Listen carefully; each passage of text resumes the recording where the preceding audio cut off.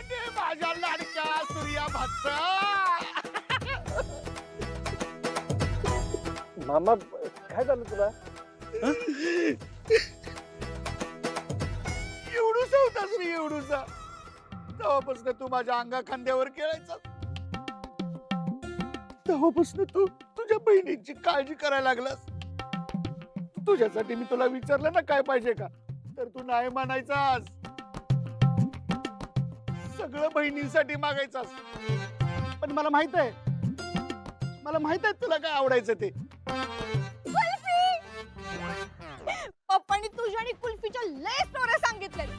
एकदा तू पळत होता आणि तुला ठेच लागली आणि तू पडला, पण कुल्फी नाही पडू दिली. पप्पा तर तुझी ऍक्शन बी करून दाखवायचे. सूर्या, आजचा तुझा हॅपी वाला बर्थडे का नाही, आपण कुल्फी खाऊन साजरा करायचा. मामा मला डॅडींकडे लगेच पोहोचायचं हा. मी जातो आणि मग परत येतो. काय जाऊ दे मला. हॅलो पक्या दादा, मी तुळजा बोलते. मला ना अर्जंट बाहेर जायचंय. तुम्ही प्लीज तुमची रिक्षा घेऊन मला घ्यायला येऊ शकता का? हा वहिनी, आहो मी गावात नाही आता. मी बायकोच्या भावाच्या लग्नाला आलोय. अरे बापरे, बरं ठीक आहे. आता मी कशी जाऊ? मला तिथे जाणं फार गरजेचं आहे. या लोकांनी सूर्याचा अंगठा नक्की कशावर घेतला असेल?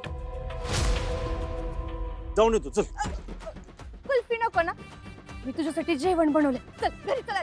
मामा सांग की हिला, मी येतो की परत. अरे मला जायचंय तिकडं. तुला माहिती ना दर वाढदिवसाला औक्षण केल्याशिवाय मी काय खात नाही म्हणून. अरे तू जण घरी गाजराचा हलवा केला तो पण खाल्लेला नाही मी. हळू की हळू. गाजराचा हलवा कशाला खायचाय तुला? मी तुझ्यासाठी कंदी पेढे करतो. डॅडींकडनं लगेच आमच्या घरी ये. बरं बाई येतो. आधी जाऊ तरी दे मला. जाऊ. हळू जा.